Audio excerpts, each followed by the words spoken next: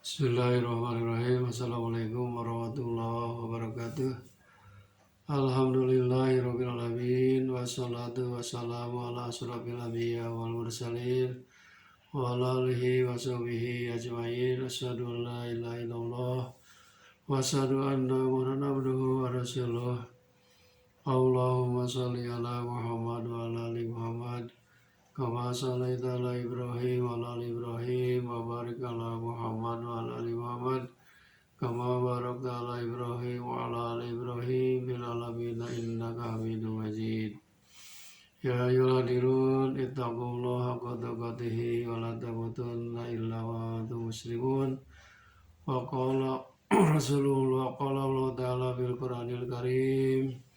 A'udzu billahi minasyaitonir rajim. Bismillahirrahmanirrahim. Wa ma ataakumur rasulu fakhudhuhu wa ma nahakum anhu fantahu. Shadaqallahul adzim.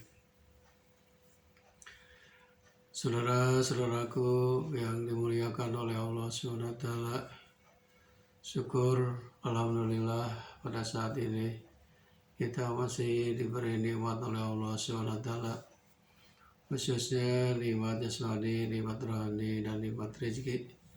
Mudah-mudahan segala macam nikmat yang telah Allah berikan kepada kita, mudah-mudahan kita semua bisa mensyukurinya. Amin ya Allah ya Rabbal Alamin. Salawat serta salam mudah-mudahan dilimpahkan kepada junjungan alam Habibana Nabiyina Muhammad sallallahu alaihi wasallam, juga kepada keluarganya, para sahabatnya, dan tidak lupa kepada kita sebagai umatnya. Amin ya Allah ya Rabbal Alamin. Hadirin rahimakumullah, marilah kita memohon kepada Allah SWT, mudah-mudahan kita semua diberi kesehatan lahir dan batin, sehat walafiat, dan diberi keberkahan hidup kita, usia yang berkah, umur yang berkah, rezeki yang berkah, keluarga yang berkah, sakinah mawaddah warahmah. Dan juga mudah-mudahan segala macam cita-cita, kemauan kita dikabul oleh Allah, tercapai, baik yang berhubungan dengan masalah dunia maupun yang berhubungan dengan masalah akhirat. Amin ya Allah ya Rabbal Alamin. Dalam mukadimah tadi saya bacakan ayat suci Al-Quran surat Al-Hasyr ayat 7. A'udzubillahi minasyaitonirrajim. Bismillahirrahmanirrahim.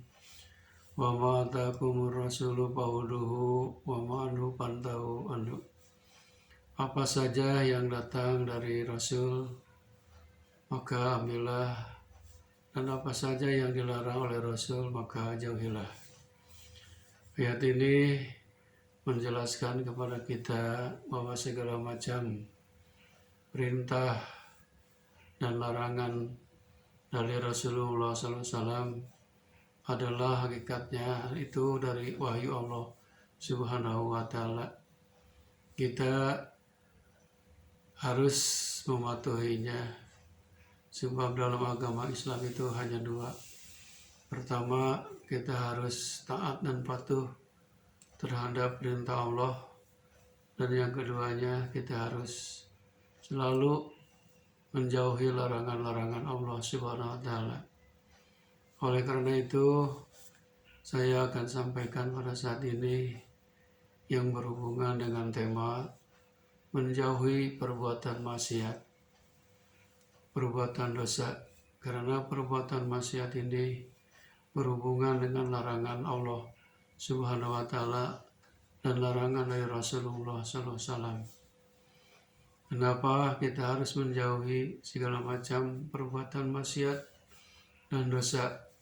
Karena perbuatan dosa itu akan mendapat murka Allah, akan mendapat azab Allah Subhanahu wa Ta'ala. Oleh karena itu, apabila kita berbuat maksiat, maka melibatkan seluruh anggota badan kita, khususnya 7 anggota badan yang harus kita jaga.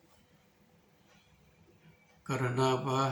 Karena neraka jahanam pun memiliki 7 pintu. Anggota badan kita juga harus dijaga dan dirawat dari berbuat maksiat kepada Allah ada 7 macam. Yang pertama adalah mata. Mata ini adalah anugerah pemberian dari Allah, nikmat dari Allah Subhanahu wa Ta'ala, yang harus selalu dimanfaatkan, digunakan untuk taqarrub, mendekatkan diri kepada Allah dengan cara sering membaca ayat-ayat suci Al-Quran, atau juga kita sering melihat ayat-ayat Allah yang tidak tertulis, yaitu alam semesta ini, alam dunia dengan segala isinya. Kalau mata digunakan untuk berbuat maksiat, berarti kita kufur nikmat, tidak mensyukuri nikmat yang telah Allah berikan kepada kita, mata untuk melihatnya. Oleh karena itu, jagalah mata, karena mata ini bisa membawa kita kepada kemadharatan, bisa membawa kita kepada bahaya di dunia, celaka di dunia, celaka di akhirat. Makanya kalau mata ini harus dijaga pandangan. Sebab kalau mata kita tidak dijaga pandangannya, apalagi yang melihat yang haram-haram, itu dilarang oleh Allah, dilarang oleh Rasulullah Sallallahu Alaihi Wasallam.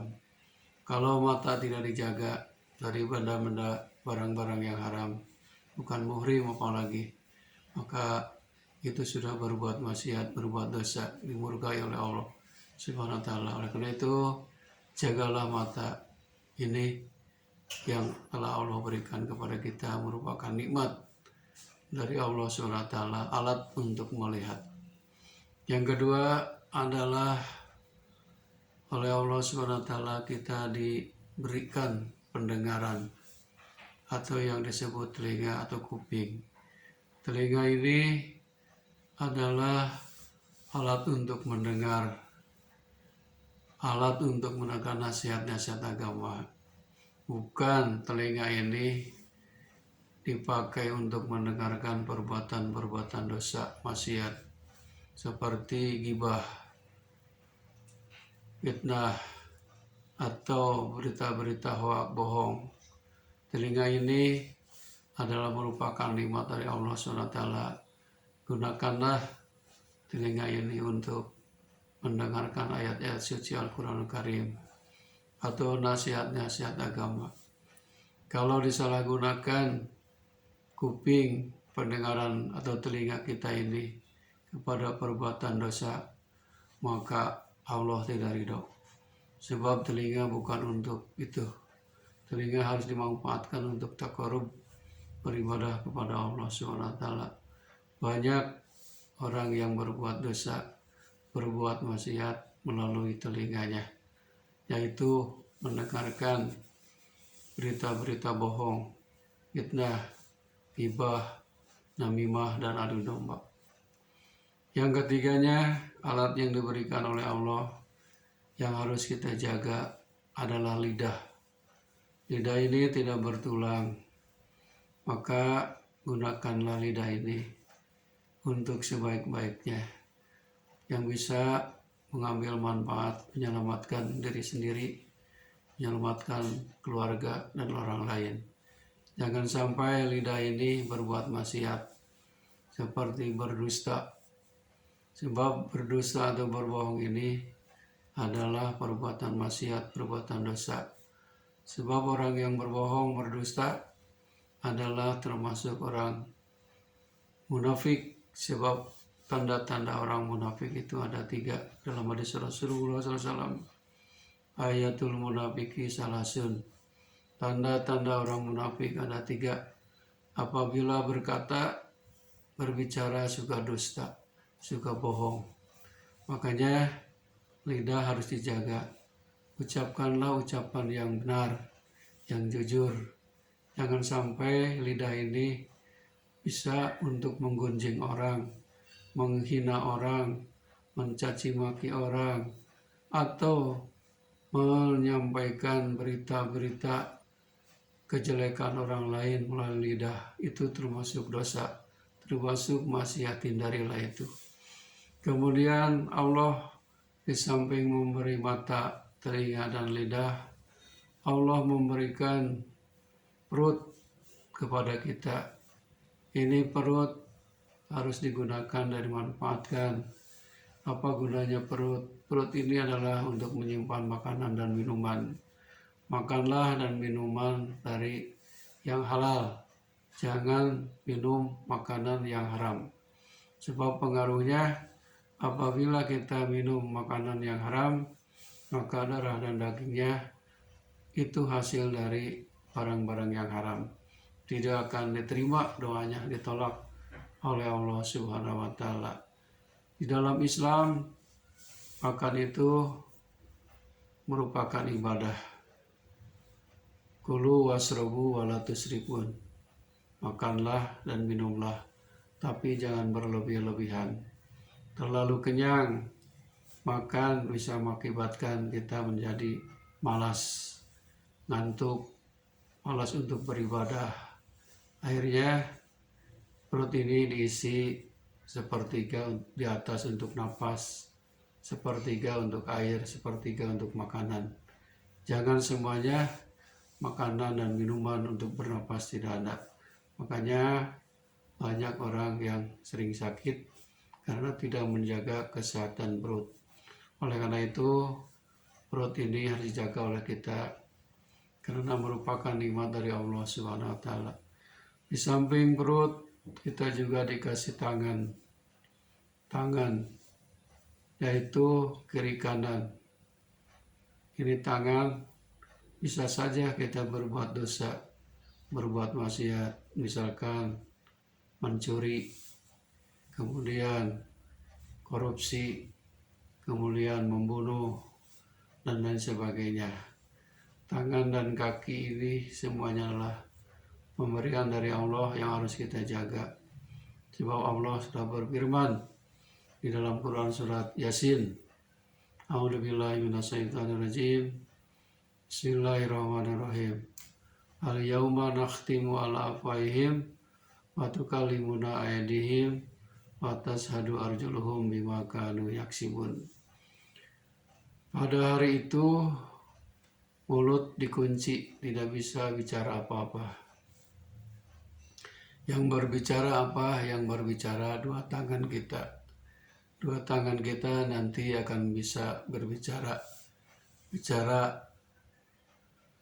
berita-berita atau pekerjaan kita, amalan-amalan kita waktu hidup di dunia ini.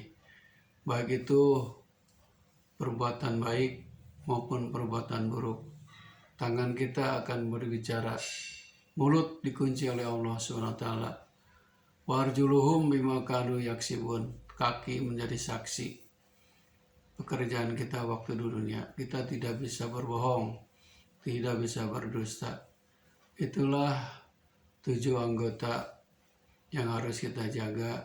Jangan sampai 7 anggota ini terjerumus kepada perbuatan maksiat. Jagalah mata, jagalah telinga, jagalah lidah, jagalah perut, tangan dan kaki. Dan yang terakhir adalah kita harus selalu menjaga farji, kemaluan yang di depan.